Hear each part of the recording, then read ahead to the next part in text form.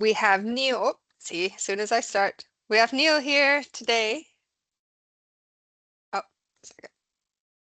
For our Lunch and Learn. So thank you, Neil, for joining us. And I will hand over to you when you're ready.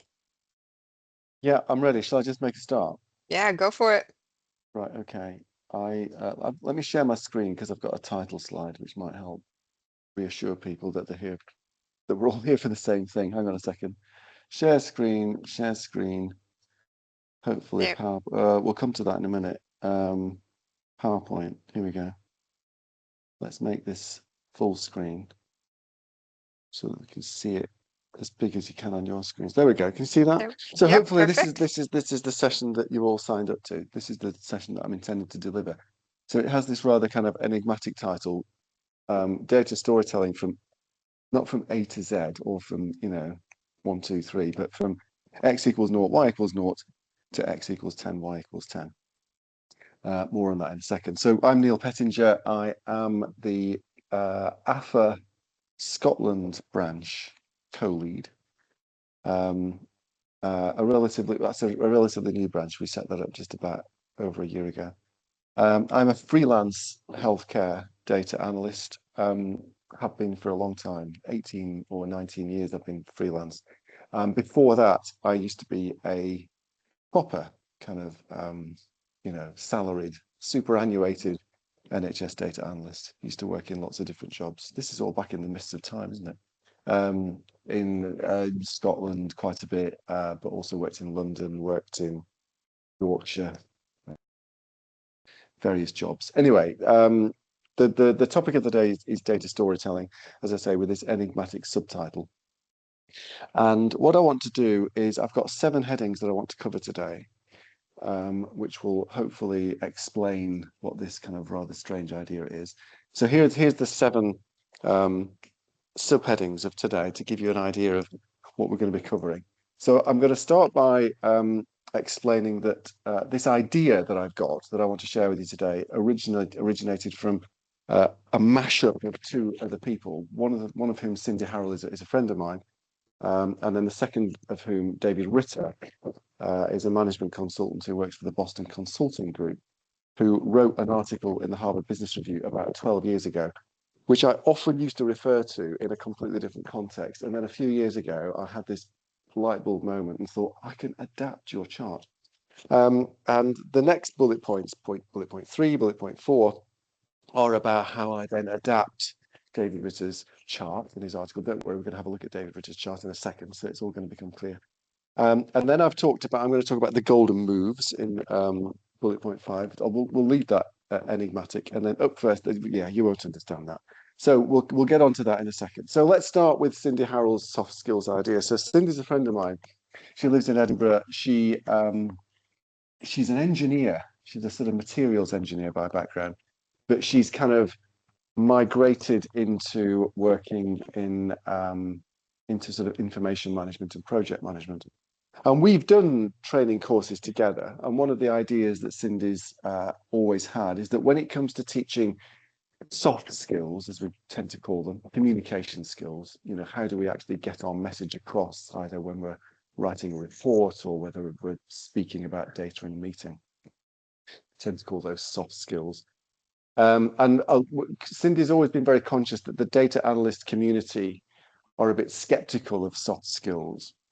And Cindy's view was, what if we could teach soft skills as if they were technical skills?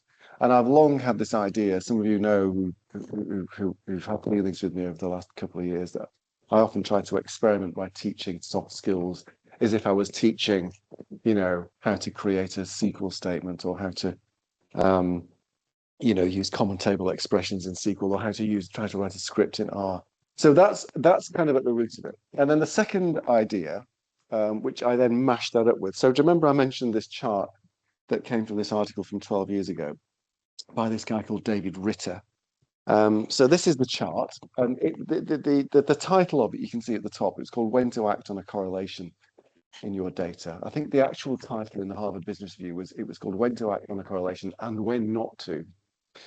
And he's writing in the article about a very, very specific use case about when you're trying to make a point in a management meeting, and your main kind of data evidence is effectively based on a correlation argument, then he sort of gives you a framework for how you can nudge a committee or a group or a meeting to a particular conclusion. So let's have a look at the horizontal axis first of all. So the way he thinks about this is that the horizontal axis measures the relationship between benefits and risks effectively. So as you go further to the right on the horizontal axis in David Ritter's chart, then what you're proposing in this meeting, the benefits outweigh the risks. Whereas the further to the left you are, the risks outweigh the benefits, obviously. So that in a way, what you want, where you want to get to by the end of your data presentation is you want to be over to the right-hand side as much as possible if you want the committee to adopt your idea. So that's relatively straightforward, and that relates to a particular type of decision-making scenario when you are trying to persuade a group to take a particular action. On the vertical axis, he majors on the actual sort of scatter plot and the R value itself. So he says that you've got to think about the confidence in the relationship. So at the top of the vertical axis, which is where you want to be, you want to demonstrate that there is frequent correlation and that there's a clear causal hypothesis that underpins it. We all know that, correlation is not causation, but if the general body of opinion is that a cause and effect hypothesis is plausible because there is a clear causal hypothesis, then the further up you are. If, on the other hand, you don't have a clear causal hypothesis and the correlation is infrequent and unstable, then you're down at the bottom. So can you see that the point he's trying to make is that, so supposing that the thing you're proposing is a no-brainer in terms of benefits outweighing risks, if the correlation is infrequent and unstable, you're still going to struggle to persuade this committee. Similarly, you can have the most amazing scatter plot in the world with an R equals 0.999. And if the risks outweigh the benefits, then you haven't really moved along the x-axis. So you've kind of got to do both and get into that sort of act zone. And it's an interesting article. I would encourage you to read it. There's a link at the bottom. You can access it through the Harvard Business Review's archive, but I think there's a paywall possibility there.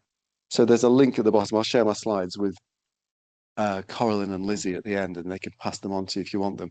There's a link to the same article, which is free on the Boston Consulting Group website, which is where Ritter works. So that Ritter idea, I wanted to merge it with Cindy Harrell's idea.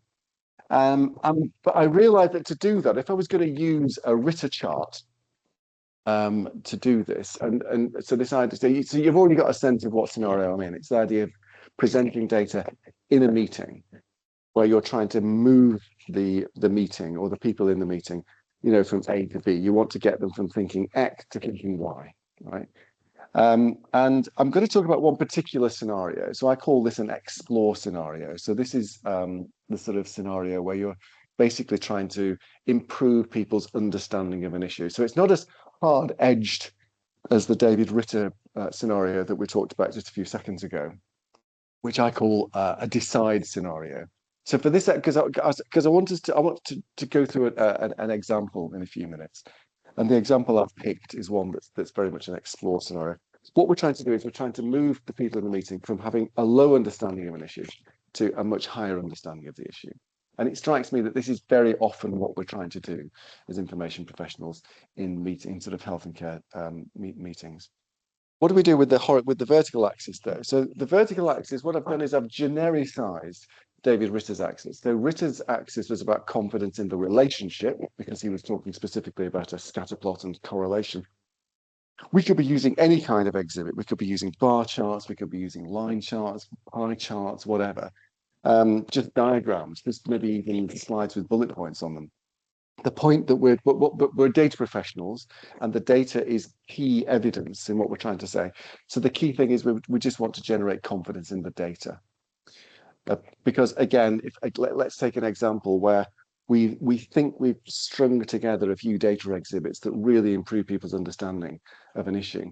But if their confidence in the data is low and we've done nothing to reassure them by demonstrating that we've done some kind of due diligence in terms of data quality, for example, then they will still have low confidence in the data, and we won't have got them into that sort of top right-hand corner. You'll have gathered that really, in a way, the objective is to get them into that top right-hand quadrant. So we've now got a framework, if you like, for thinking about how we can present data in a meeting.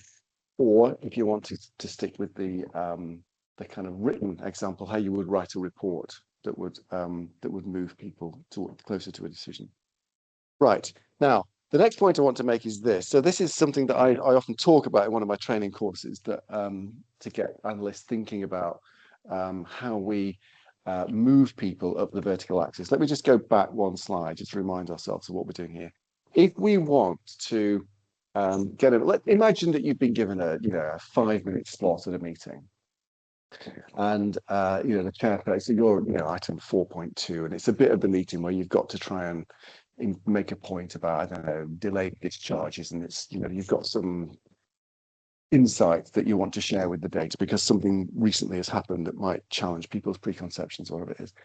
What you've got to do is you've got to that in a way, the topic itself tells you where you want to move from left to right. Okay, you want to share that insight or that understanding that you've got by looking at the data. But you've also got to demonstrate confidence in the data. And it struck me that what we should do is take this vertical axis upwards movement and break it down. What do we mean? What are the things that we need to do to generate confidence in the data? And I came up with 6 bullet points here, which I've decided to call golden moves in homage to a book that my partner bought me for Christmas a couple of years ago. I don't know, I must have expressed in some kind of off-guard moment that I wanted to learn how to play, not learn how to play chess, I can already play chess, but really, really badly. And I must have said I'd like to get better at chess. And she got me this book about how to play chess better. And it's by Lev Rosman, who's got a YouTube channel. Anyway, one of the things that I found really interesting, by the way, I've looked at it, but I'm no better at chess. But one of the things that Lev Rosman talked about, which made a lot of sense to me, was he said that at the beginning of a game of chess, those of you who can play chess, and this will all be old hat to you, but it was a big light bulb moment for me, is that what you're trying to do in the first sort of 10 moves or so of the game is you're trying to do what I think he says that there are 10 or 12 golden moves. And the idea is that you've got to move your king's pawn up, move 2 squares forward, and your queen's pawn 2 squares forward. And you want to get your knights out, and you've got to get your bishops from here to where, and move your queen and captain you. Do you know what I mean? And there's a kind of consensus amongst chess players that these are the moves that you need to do to give yourself a platform for then launching an attack or having some kind of thing.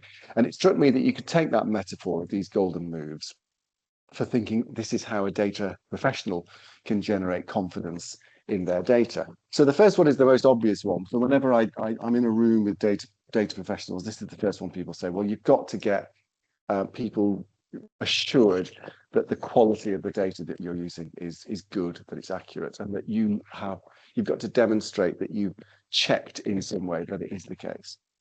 So that's obvious. The second one is to do with transparency. So this is about quoting your sources. This is particularly the case if there were multiple sources from which you could have got the data. You need to say pretty clearly which one you did.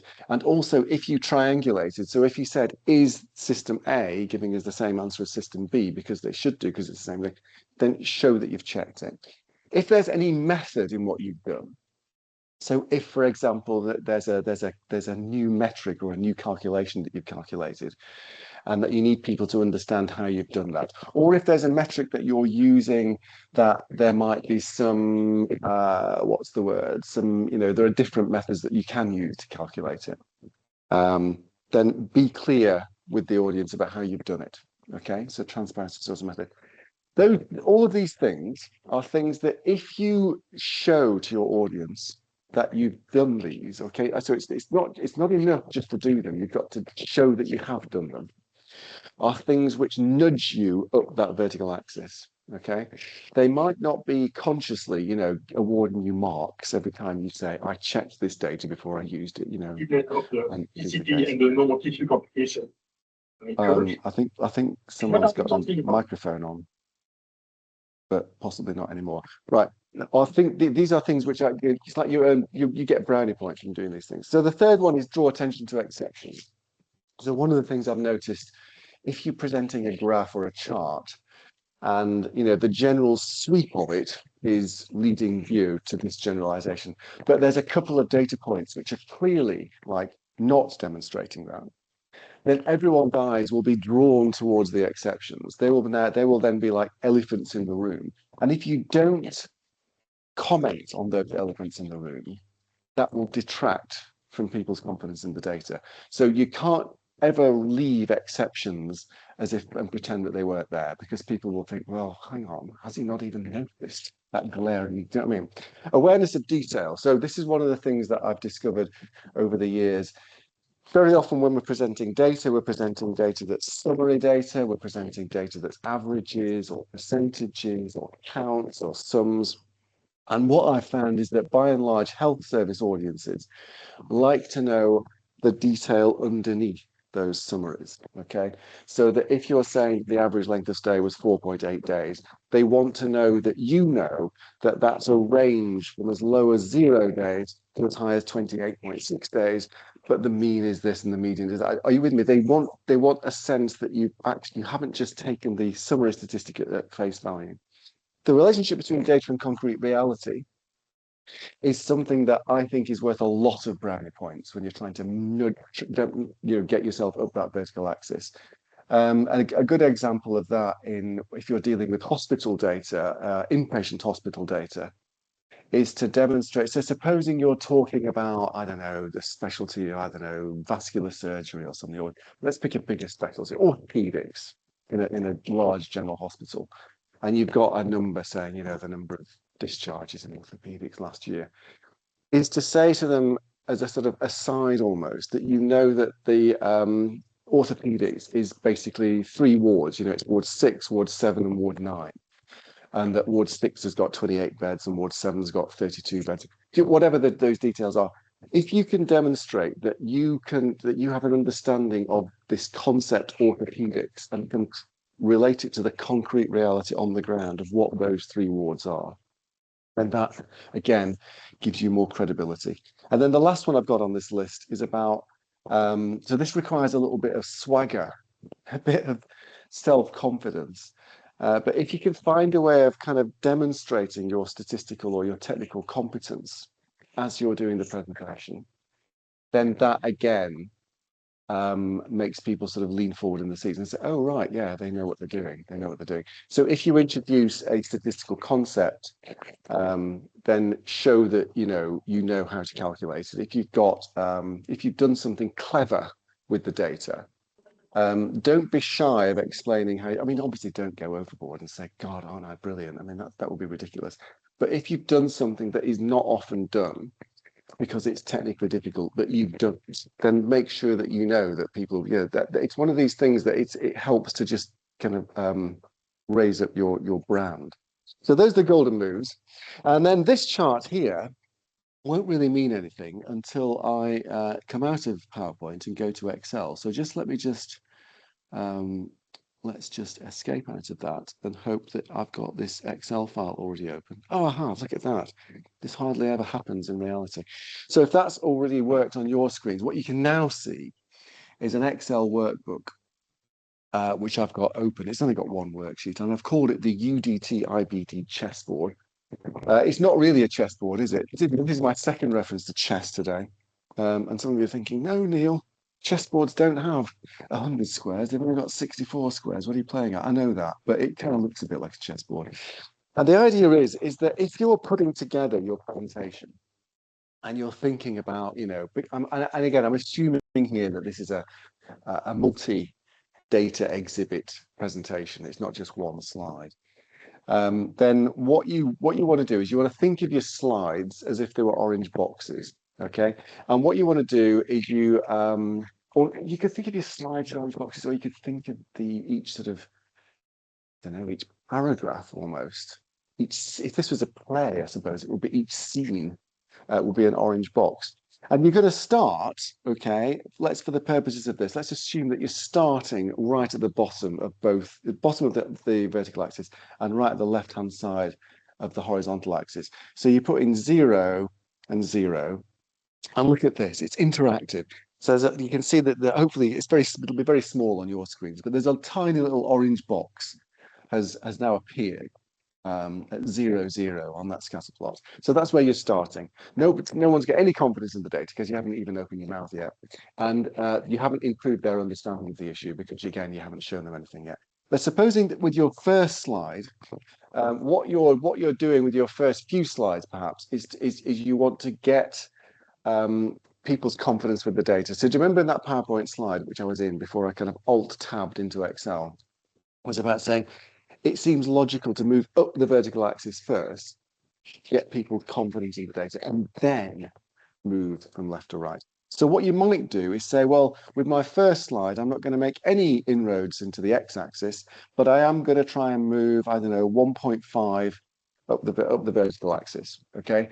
By showing them something that says, I understand that there's a problem with this, the way this is recorded, so I've made an adjustment based on, what the bed manager has said or what the clinical director or so has said or whatever it is. And the general consensus is that now makes that accurate, okay?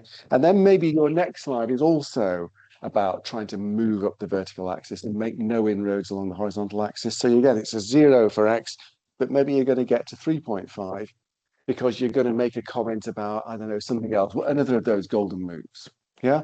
And again, you might do that with the next slide. You might be saying, okay, let's try and get to 4.5. And at this point, you're starting to feel good about yourself. This is all basically self-assessment. And at this point, of course, you're still just planning your presentation because you've almost got above 5. Once you start to get above 5, you can then start to think about moving from left to right. In fact, let's cheat here. Let's make that 5. Okay, because what you might do with your fourth slide is you might say, okay, let's try and move a bit further along here. And let's do you know what, you get the idea. Let's try and do that and do that, and then let's try and get to there, and let's do 6.5.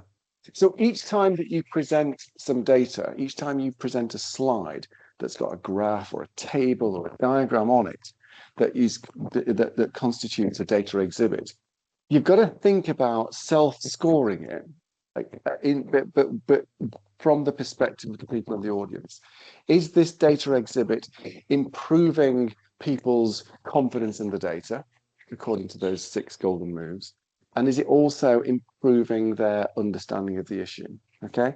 And sometimes you can do both, but I think in general, what you've got to do is probably, let's be, I don't know, let's try and go for a 7.5 here. And then let's try and do, I don't know, 6, and then I don't know, 8.5. I mean, I'm just kind of mess, and let's just get there. Let's be ambitious here. So it may be, so if you count the number of slides that you've got there, how many orange boxes? Don't count the first one because that's that was just your starting point. So 1, 2, 3, 4, 5, 6, 7, 8. That might be 9 slides that you've got in that presentation. Each one you might have been talking to for about a minute or something. So maybe that's a 9 or 10-minute presentation. Some of these slides may take longer than that. Some of them may take shorter. It's not like a kind of exact science. But the point I'm trying to make is that if each of the decisions that you make to include a slide and what you say about that slide, you're thinking about, is this moving me up the x-axis? If so, roughly how much? Is this moving them along the y-axis through, sorry, I'll start again. The x-axis is greater understanding. The y-axis is improved confidence in the data. Is give it a score, okay? And in a minute, I'm going to go through an example. Let's just go back to the PowerPoint.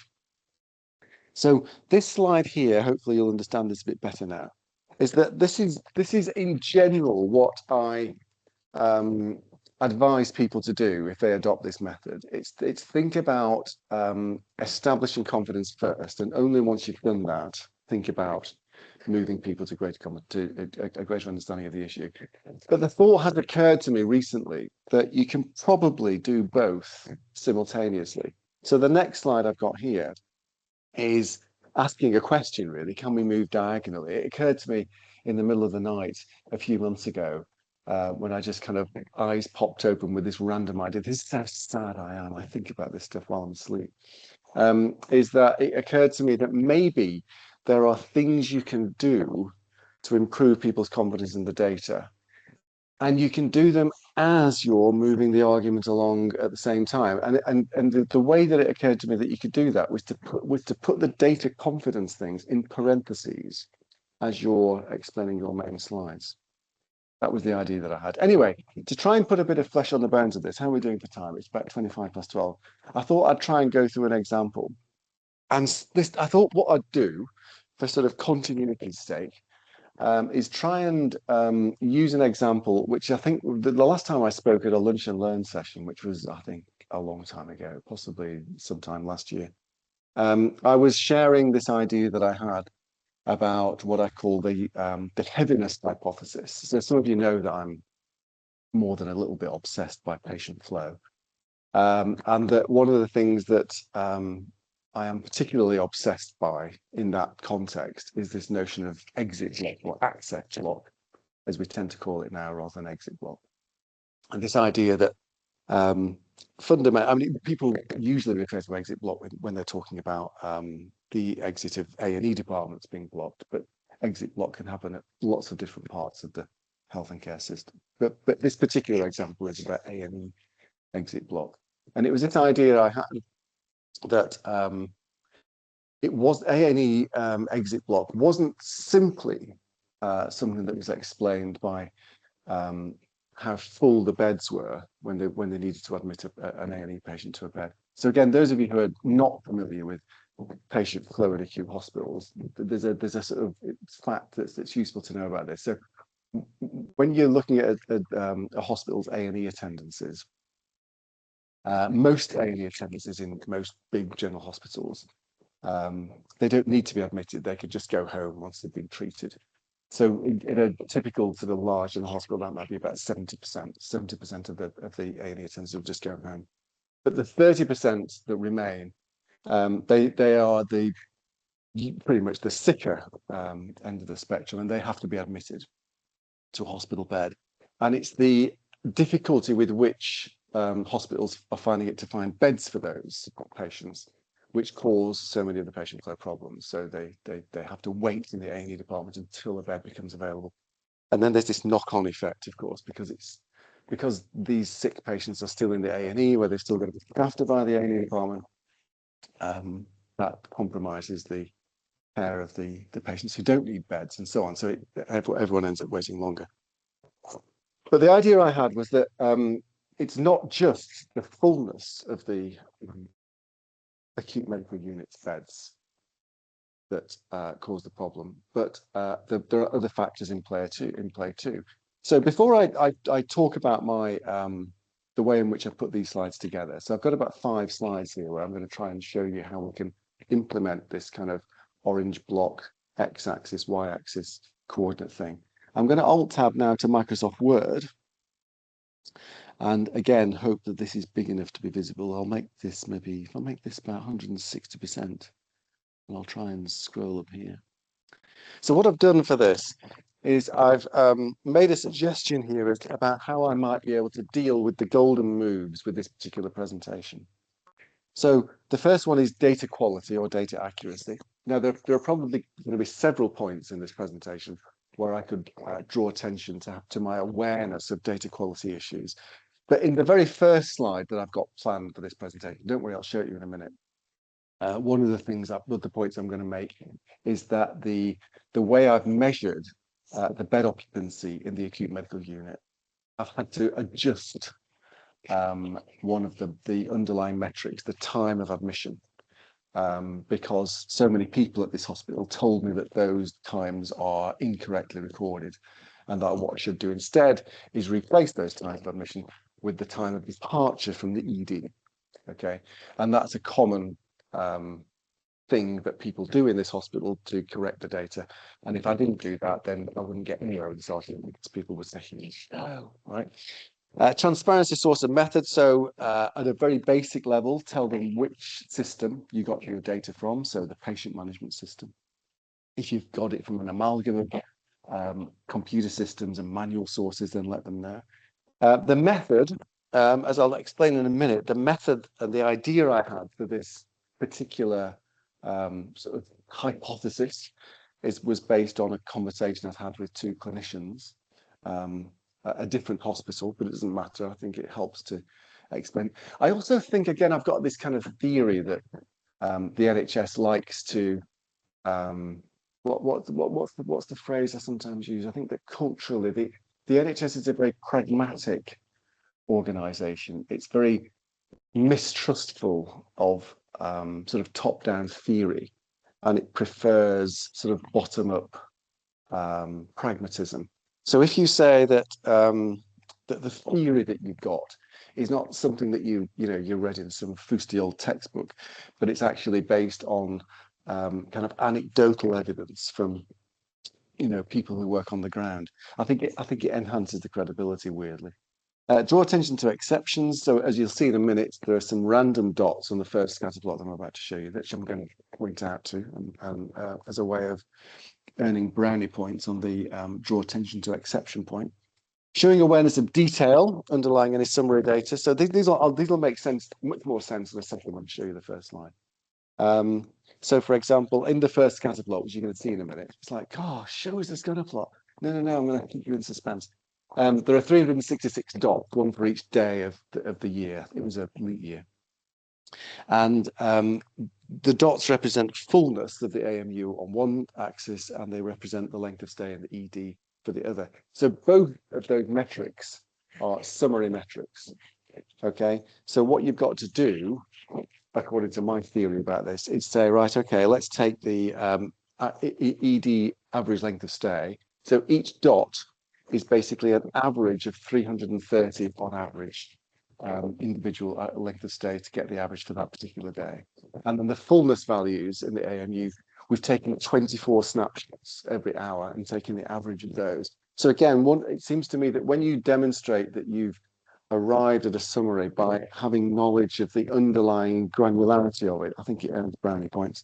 The relationship between data and concrete reality, that's very similar to the point I made just a few minutes ago.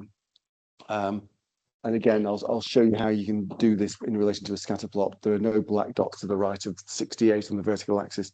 That's because you know that the acute medical unit in that hospital had 68 beds, and everyone in the audience will also know that again. So you get brownie points because you're not one of those analysts who haven't got a clue what concrete reality is that they're trying to describe, but you've actually been there and seen it and seen the walls.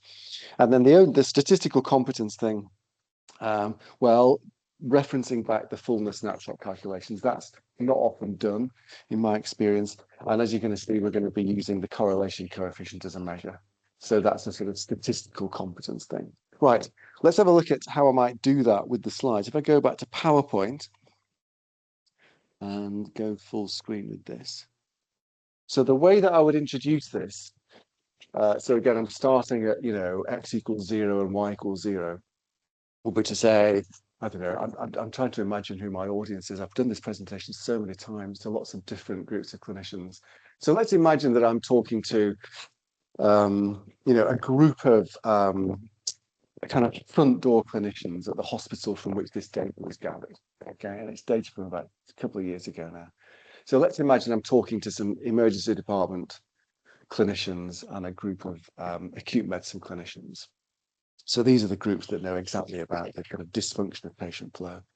And I say to them something like, we all know that exit blocks are a thing, because everybody talks about that as being the thing that we need to try and get a handle on. But the problem that I've got is that if we think of the most obvious way of describing it and measuring it, which is to say how full is the AMU each day compared to what the length of stay in the ED was each day, we can draw a scatter plot of that relationship. The reason I've chosen the AMU is because by some distance in this hospital, the AMU was the most frequently used ward of admission from A&E. I didn't just pick it as just some random ward. It's by a long way the ward that is, it kind of sets the weather, if you like, for exit block. So that scatter plot looks like this. And if I was describing it, I would say, right, okay, let's start with the horizontal axis. What we're measuring here on that scale from 45 to 70 is how full, on average, the AMU was each day. And because I've mentioned each day, I would say, and we've got, because we're measuring it on a daily basis, we've got 366 dots on this scatter plot. Each of those dots represents a day. And then on the vertical axis, what we're measuring is the average length of stay in minutes in the ED. Okay, so what I often do at this point when I'm presenting a chart that people have not seen before is I will use I'll pick one or two of the dots as examples to try and show what I mean. So I might say, for example, if you look at the very highest dot on that chart, in relation to the vertical axis, can you see that it's just above 540? And then if you go down vertically from that dot, you get to a value that looks as if it's about 63, something like that. So that's a day. And if I've done my homework, I might have found out what day it was. Maybe that was the 23rd of February. That was a day when, on average, the length of stay of all the people attending A&E that day was 540 minutes. And the average fullness of the AMU was 63 beds full, okay, in a unit that's got 68. If I go to the bottom, the lowest dot, which looks as if it's, I don't know, round about the middle of the chart, it's sort of a value of just over 180 on the vertical axis and a value of about, I don't know, 59 or something on the horizontal axis. Then again, I could name the day and say it was the 26th of June or something. And that was a day when ED length of stay was much, much lower. On average, it was only 190 minutes. And the AMU was quite a bit less full as well. It was only 59 patients full. Okay, so people can hopefully have got a sense of what I'm showing about the graph. The point about exceptions, do you remember I made the point about exceptions? Can you see that most of these dots are clustered in the right-hand side of this chart? But what I can also say is that, look, there's an elephant in the room here, which is that we've got about a dozen or so dots on the left-hand side of the chart. These are days when the AMU fullness was really pretty low. What's going on there? So that's a combination of Christmas Eve and Christmas Day. Two of those dots are Christmas Eve and Christmas Day, when famously hospitals empty their beds of patients who don't need to be there. And there was also this weird thing in this hospital in March of that year, when there was a sort of major incident alert, when the wards suddenly had to be emptied as much as possible in expectation of influx of large numbers of casualties, which failed to materialize as it happened. Okay, so that story had a happy ending. But what happened is that for the next day or 2 or 3 days after that major incident alert, we had these empty beds. So that's what's happening. So again, can you see how alerting people to those sections and explaining that you've done some homework to find out what it was? It was Christmas Eve, it was Christmas Day, plausible. It was a major incident, plausible. So what they can now do in the audience is say, right, okay, we understand those exceptions now. Let's look at the rest of it. And then what you then say is that, okay, I was expecting a relationship between AMU fullness and average length of stay. I was expecting that the fuller the AMU, the longer the length of stay in the ED. And that is what I get. But when I calculated the R value, and there it is in the top right-hand corner, 0.2, I'm disappointed because that's not a very, very strong value. Okay, so again, people who are not so familiar with the stats, you would say to them, really, you're looking for a value that's greater than 0.5, ideally, 0.6, 0.7. So R equals 0.2, not much of a relationship. So then what you then say is, right, okay, now what I wanted to do was see if I could modify this measure of fullness in a way that helped the explanation better. And that's when I remembered this conversation I've had with two clinicians at the hospital a few months prior to that in relation to something else. They were talking about bed management. They alerted me to this distinction that they made between active beds and inactive beds, where an active bed is a bed with a patient in it who's only had a short length of stay so far. And an inactive bed is a bed that's got a patient in it who's already been in it for quite a long time. And they said that the way that they think about those beds in relation to the possibility of an expedited discharge is very different. Inactive beds are a kind of no-go area. They just kind of discount them and concentrate on active beds. And I thought that's interesting because maybe that same principle of active and inactive applies to fullness. So what I did is I calculated for each of these days, each of these 266 days, not just the fullness of the AMU, but how long had patients been occupying those beds on those days, right? So what I did is I took the fullness for each day and I multiplied it by the average length of stay of the patients who've been occupying those days. And I called this new measure heaviness, and I've color-coded it blue. And when I drew a scatter plot of that, it looked like this. So what we've got on this chart is the same vertical axis. It's ED, average length of stay, measured in minutes, going from 0 to 600. And this time we've got average AMU heaviness, fullness multiplied by ALOSSF, which is average length of stay so far. And what we've now got is a much stronger relationship. Can you see that the sweep in that scatter plot is much clearer from bottom left to top right, and the R value is 0.58. So we've got a much stronger relationship. I'm trying to think about things which I forgot to do on the previous chart. Do you remember what I forgot to do with the previous chart? Was I forgot to mention this relationship between the data and concrete reality. Do you remember I was going to draw attention to the fact that these dots, if you look at them in the sweep from left to right, we stop getting dots at about 68 on the horizontal axis.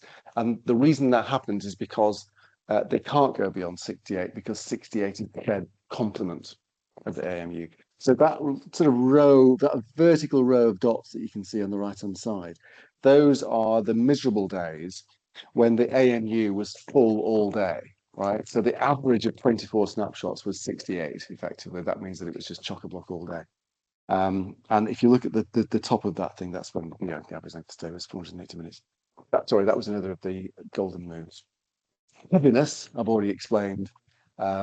Where it shows where we modify fullness by the average length of stay so far, and we get an R value of 0.58, which is a big improvement on 0.2.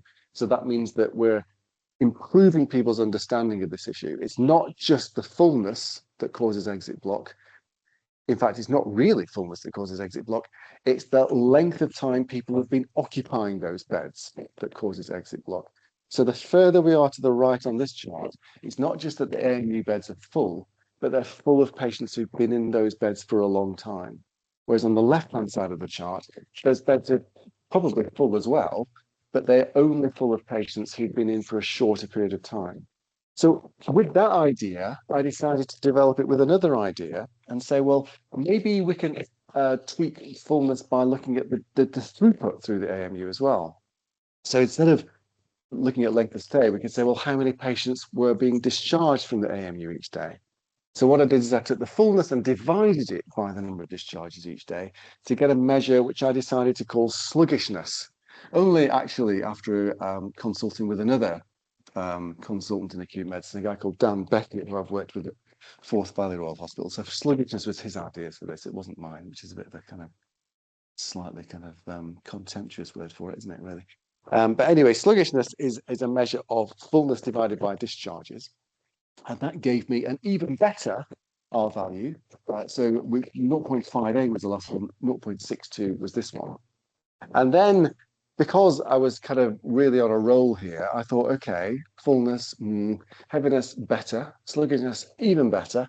What if we combined sluggishness and heaviness together and created a new measure? So what I did is I decided to take heaviness, which is already fullness, multiplied by average length of stay, and then I divided it by discharges to get a measure which I coloured purple and called stickiness.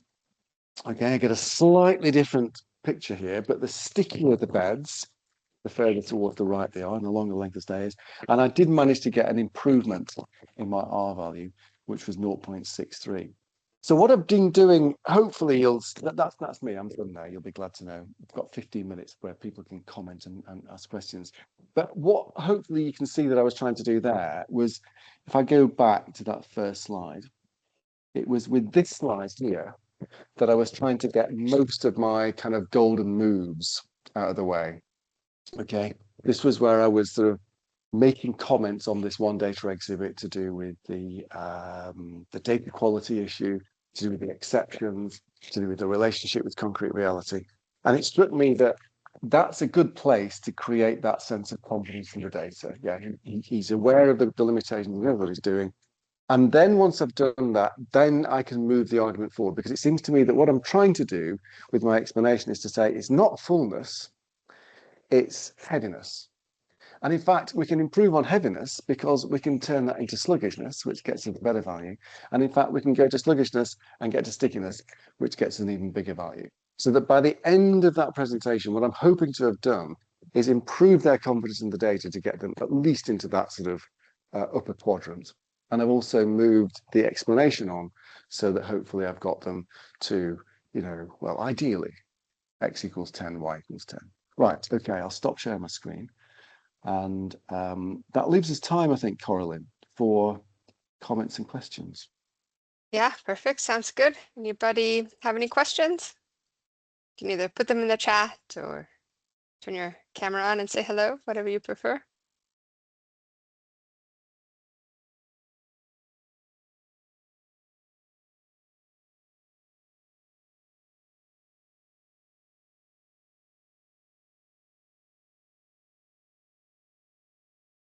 I can say something while people ponder this, Yeah, sounds good.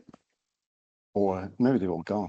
I was on holiday in Greece earlier this summer, and I decided that I don't know what was stomach, but it's interesting because I was reading an article that was about Greek words to describe some of this stuff, and apparently Aristotle back in the day, when he was talking about rhetoric, this idea of how you can influence and persuade an audience, Aristotle had these four Greek words to describe what you needed to do. So some of you will know this. One of them is logos, which basically is to do with your use of rationality in your argument.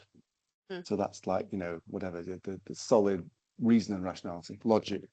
The second one is pathos, which is using emotion to motivate people towards a particular endpoint. The third one is ethos. So ethos is about credibility. So that's about you, the presenter, or the arguer, the lawyer, having the right credentials to be doing it.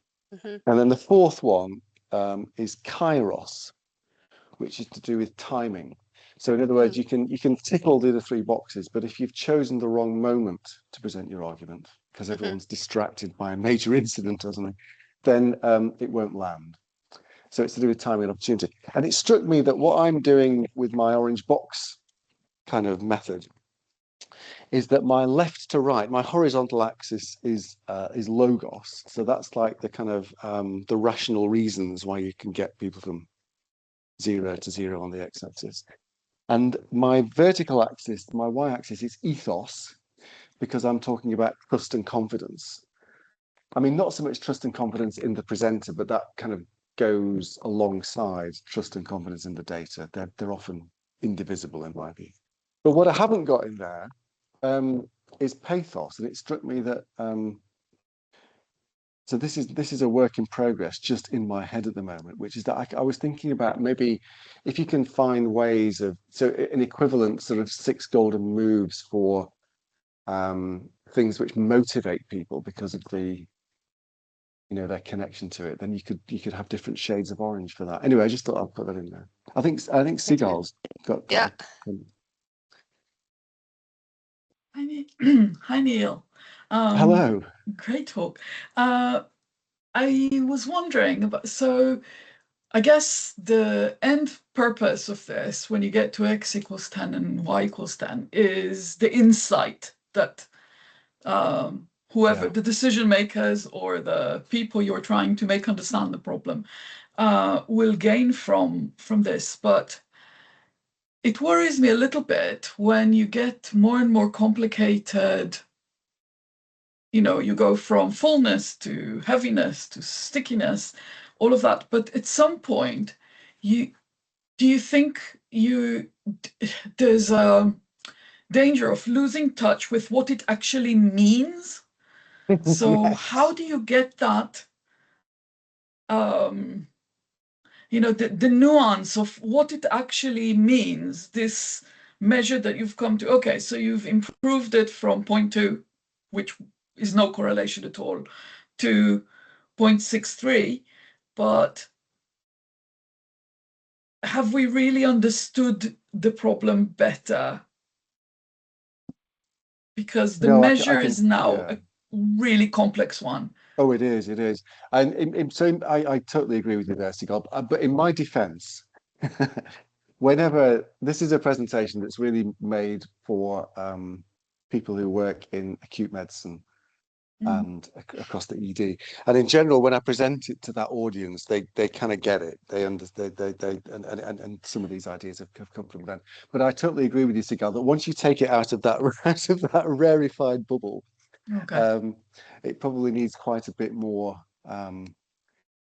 explanation as to what exactly do we mean by stickiness. We probably need more examples. So, for example, why, what would make a day sticky but not sluggish, and what would make a day heavy but not full? Do you know what I mean? You could the one thing that strikes me is that you could draw attention to specific days and maybe have a separate PowerPoint listed that maybe listed, say, 6 days in that year, and you could have them ticking these boxes.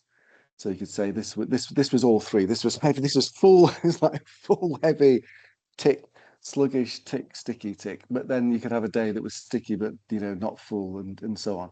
And you could get people maybe trying to get it that way. Yeah, or maybe the quadrants or something. Yeah, like yeah. There'd be a ends way of of doing the that. distribution. Yeah. You've already given me some ideas there, Sigal. I might have to email you later with that. Thank you. No problem. Thanks. Yeah, we have time for one more question probably, if anyone else has a question. And Natalie, in response to your question, yes, all of the slides and the recording will be posted on the website after we're finished. Thank you. And if anyone does have any ideas, if you go away and ponder this idea, so I know it sounded like it was just like an idea that came to me on a beach on Naxos, this idea of what can we do about pathos? But it struck me that there's this wonderful quote that I remember from a podcast from years ago. I don't know if anyone's come across the author Gavin McMahon. He writes about storytelling, and he has this phrase. And I'm having said this, I'm now struggling to remember. He says that what is it? Reason leads to judgment. Emotion leads to action. I think that's the quote. And so if you're in the business of trying to persuade people of anything, and you don't necessarily need to be persuading them to take an action, you can just simply be trying to persuade them that this is a better way of describing reality. If you can somehow bring emotion into it, so touch on the values that people hold dear to themselves, whether that's their own professional values or whether it's the values that they're holding on behalf of patients, then I think that also would be there would be that pathos element as well. So in my head, I've got it so that the orange boxes would start off at light orange if there was no emotional content to them, and then dark orange perhaps more emotional. Anna's got, is that an idea that you've got there, Anna? Quantify the impact of each element using a formula to show the influence of each. So each element, you mean the logos, pathos, and Sorry, no, that was for the that was really for the question before. The heaviness, stickiness, sluggishness thing. Yeah, and about how the heaviness and the stickiness and the sluggishness were actually composed. So each element of those, aggregate, they're not aggregate, but those composite forces. Yeah. So I mean, that's a good point. That might be one way of then sort of developing that. Sorry, I've got the washing machine. It's okay. I do like that idea. Yeah, Yeah. be much so that I actually weirdly will also tick the transparency box as well. It's the idea of saying, and here's exactly what the formula is by which we calculated it. Yeah. No, good point. Good point.